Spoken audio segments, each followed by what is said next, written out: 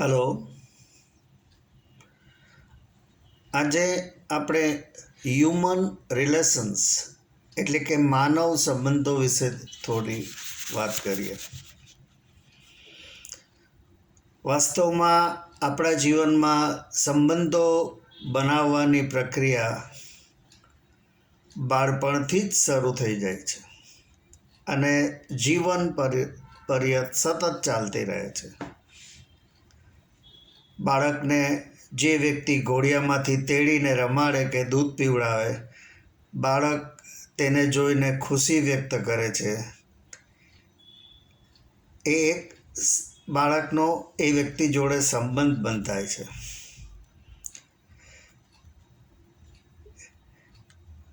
એ ઘણા સંબંધો આપણે જોઈએ તો કુદરતી બંધાયેલા સંબંધો છે.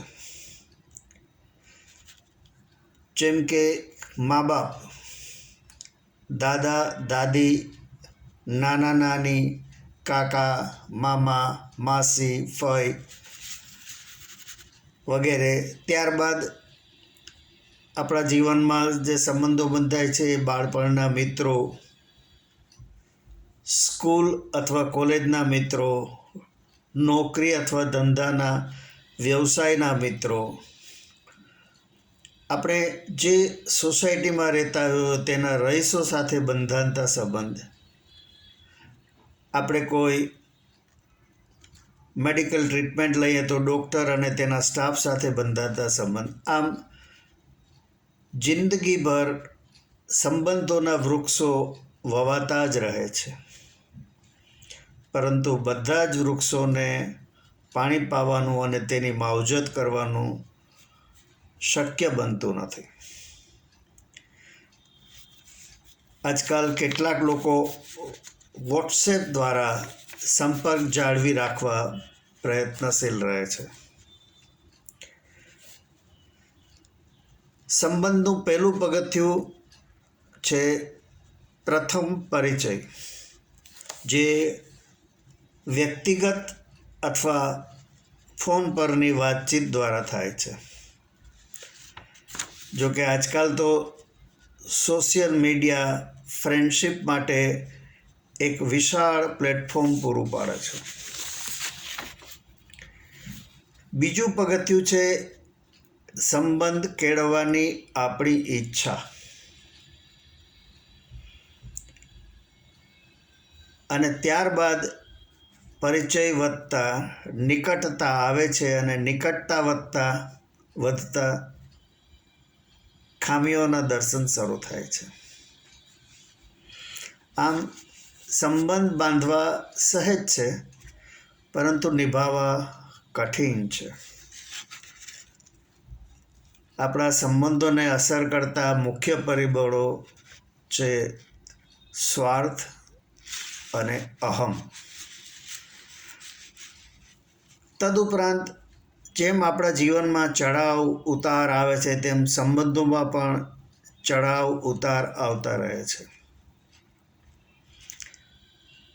આર્થિક અસમાનતા પણ સંબંધો પર વિપરીત અસર કરે છે.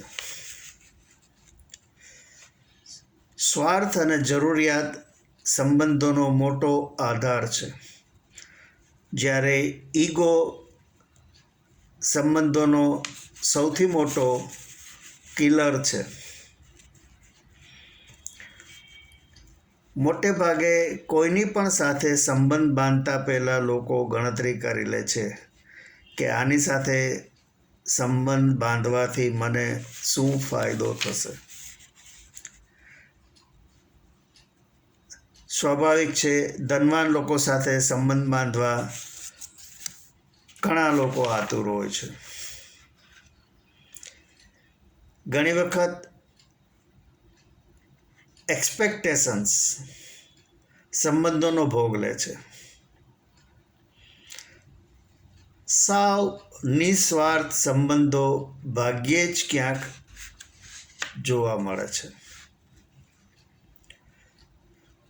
જે કુદરતી બંધાયેલા સંબંધો છે તેમાં પણ જેમ સ્વાર્થનું તત્વ ઓછું થતું જાય છે તેમ સંબંધો પણ માત્ર નામના જ થતા જાય છે. મારા પિતાજીનું સંબંધોને બાબતમાં કહેવું એમ હતું કે તેને પંખાની જેમ ઓપરેટ કરવા જોઈએ. તેમનું કહેવું એમ હતું કે સાવ 0 પર રેગ્યુલેટર ન લઈ જવું અને એકદમ ફૂલ સ્પીડ 5 પર પણ ન રાખવું. સંબંધોની ગેમ 1, 2, 3, 4 પર રેગ્યુલેટર જરૂર પ્રમાણે વધારે ઓછું કરી સંબંધોના પંખાને ચાલવા દેવો. એમનું કહેવું હતું, never kill relations. Hello, how are you અથવા જય શ્રી કૃષ્ણના સંબંધો ચાલુ રાખવા હિતાવહ છે. આપને મારી આ વાત ગમી હોય તો મારા વિડીયોને લાઈક, શેર અને મારી ચેનલને સબસ્ક્રાઈબ કરજો. આભાર. આવજો.